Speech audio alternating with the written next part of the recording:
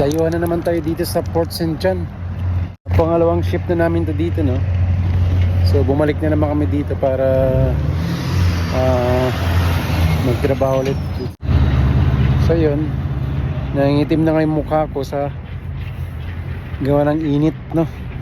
Like pang sa Pilipinas, yun, no? Sunburn.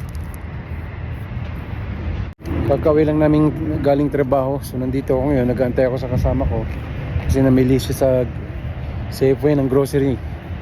Mag-i-stay na naman ulit kami dito ng another 10 days, no? And hopefully matapos na namin yung building na ginagawa namin dito. So yun nga pala, hindi lang kami nag-insulate, no? Gumagawa rin kami ng building dito sa oil field, no?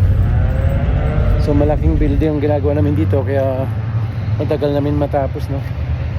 Isang mahaba at malaking building ng oil field, no?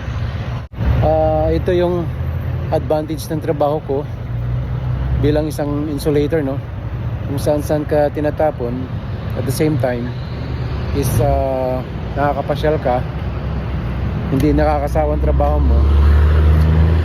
Pangalawa, at ang kagandahan dyan is bayad pa yung oras mo, no? Pag nagte-travel ka.